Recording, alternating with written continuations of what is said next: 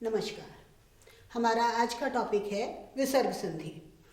जहाँ विसर्ग का स्वर या व्यंजन से मेल होने पर विकार होता है उसे विसर्ग संधि कहते हैं। पिछली कक्षा में भी हमने पढ़ा था।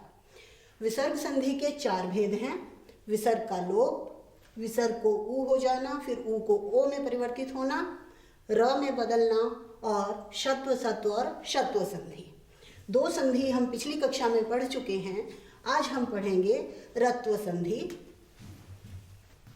रत्व यानी विसर्ग को र में बदल देना, विसर्ग को र में बदलना। अभी तक हमने पढ़ा था कि अ या आ सामने होने पर परिवर्तन सीखा था। आज हम सीखेंगे कि पूर्व पद का अंतिम वर्ण या विसर्ग से पहले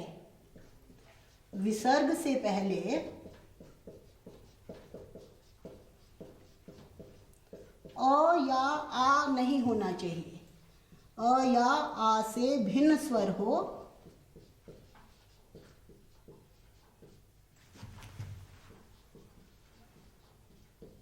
और सामने प्लस कोई भी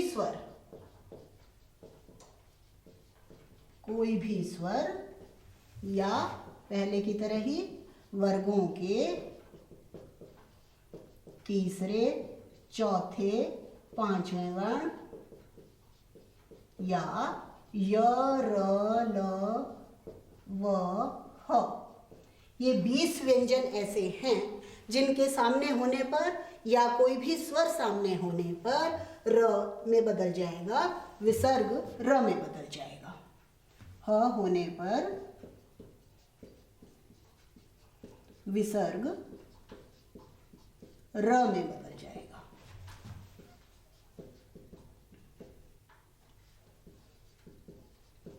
कुछ उदाहरण के द्वारा इसको समझते हैं, इस नियम को। कैसे? जैसे मान लो मैं लिखती हूं मुन्हि प्लस आगच्छति। मुन्हि आगच्छति। हमने क्या कंडीशन रखी है कि विसर्ग से पहले अ या आ नहीं होना चाहिए। तो इसमें विसर्ग से पहले है ई, सामने कोई भी स्वर में से आ है तो ये विसर्ग र में बदल जाएंगी।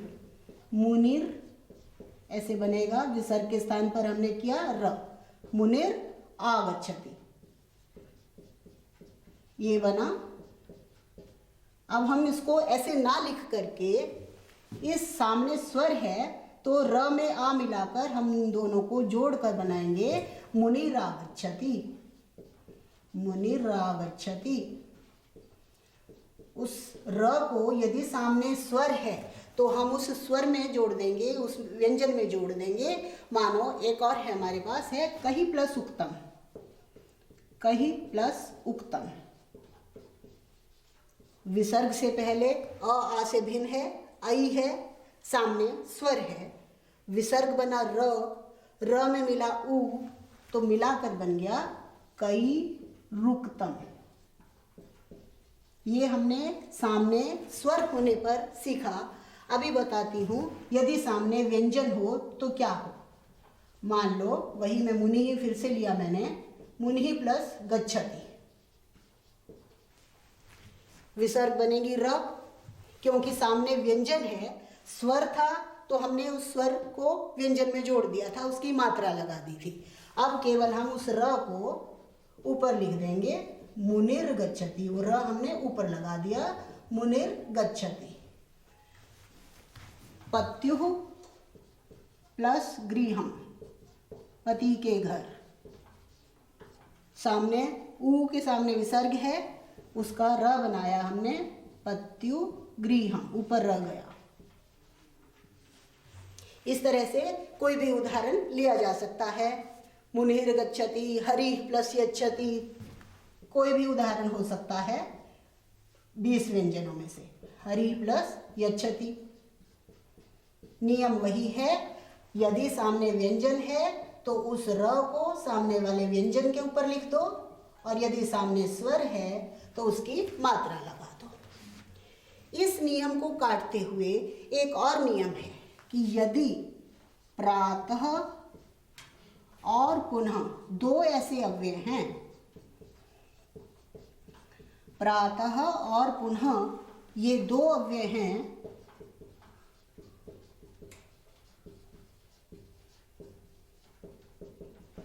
इनमें हमें अ दिखाई दे रहा है। प्रातः विसर्ग से पहले अ है, पुनः में भी विसर्ग से पहले अ है, लेकिन फिर भी यहाँ सामने स्वर होने पर अ को ओ नहीं बनेगा। दो अव्यय हैं, इन दो अव्ययों के सामने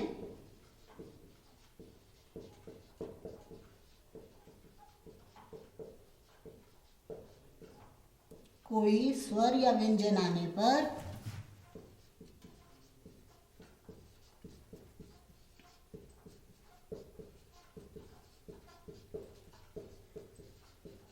ओ नहीं बनेगा, ओ नहीं बनेगा, र बनेगा, र बनेगा। पीछे हमने जो नियम पढ़ा था उत्तम का, उसके अनुसार ओ बनना चाहिए था, लेकिन यहाँ ओ ना होकर के र बनेगा। जैसे पुनः प्लस आगच्छति, ये दो ही ऐसे अव्यय हैं जिनके सामने होने पर ये नियम लागू होता है। विसर्ग का बना र, र में मिला आ, बना पुनरागच्छति। ये सामने स्वर होने पर है, व्यंजन होने पर प्रातः कर लीजिए, प्रातः प्लस गच्छति, प्रातः गच्छति, र बन जाएगा, ग के ऊपर जाएगा, प्रातर गच्छति। तो रत्व संधि के बारे में हमने क्या सीखा कि यदि विसर्ग से पहले अ या आ से भिन्न स्वर हो और सामने कोई भी स्वर हो, या वर्गों के तीसरे चौथे पांचवें वर्ण या य र ल व ह में से कोई भी व्यंजन हो, तो विसर्ग को र बन जाएगा। यदि उसके सामने कोई स्वर है तो उस र में उस स्वर की मात्रा जुड़ जाएगी, और यदि सामने व्यंजन है तो उस व्यंजन के ऊपर उस आधे र को हम चढ़ा देंगे। अंतिम संधि है हमारी शत्व, सत्व और शत्व। शत्व का अर्थ है विसर्ग को श में बदल देना, विसर्ग को श में बदलना। ये कब बदलें? विसर्ग प्लस विसर्ग के सामने श हो, च या छ, बस ये तीन हो। इजु यशानाम तालु, तालव्य श में बदल रहे हैं हम, इसको तालव्य बोलते हैं। श, च और छ भी हमारे तालव्य हैं। जैसे एग्जाम्पल है हरि प्लस शेते, विसर्ग का हमने आधा श बना दिया, हरिष्येते। इसी तरह हरि प्लस चंद्र, हरिश्चंद्र, रामः प्लस शेते, रामश्येते, आधा श कर देना है बस। दूसरी है मूर्धन्य श, शत्व संधि। विसर्ग को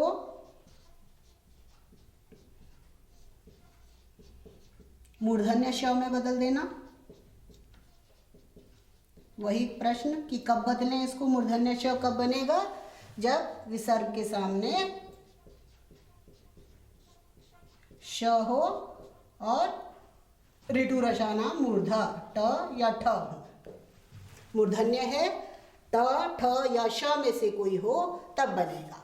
जैसे इसका एग्जाम्पल लेते हैं, कह प्लस टीकते, कह प्लस टीकते, कौन टीका करता है? कह में विसर्ग है, सामने ट है, मैंने बोला कि इसको हम मूर्धन्य श कर देंगे तो बन जाएगा कश टीकते। इसके और उदाहरण है गजः प्लस षष्ठः, गज षष्ठः, रामः प्लस ठकुरः, रामश्ठकुरः। अंतिम है सत्व संधि। दंत्य स, सत्व, विसर्ग को स में बदलना, दंत्य स। कब बदलें विसर्ग को स में? जब विसर्ग के सामने स हो या त थ में से कुछ हो। त थ, ऋतु लसानाम दंतः, ये होता है। जैसे एक एग्जाम्पल लेते हैं, बालः प्लस तरति। विसर्ग को स बना दें क्योंकि त सामने है, बन जाएगा बालस्तरति। इस तरह से ये षत्व, शत्व और सत्व संधि पूर्ण हुई। अभ्यास से और अच्छे से प्रैक्टिस करिएगा। धन्यवाद।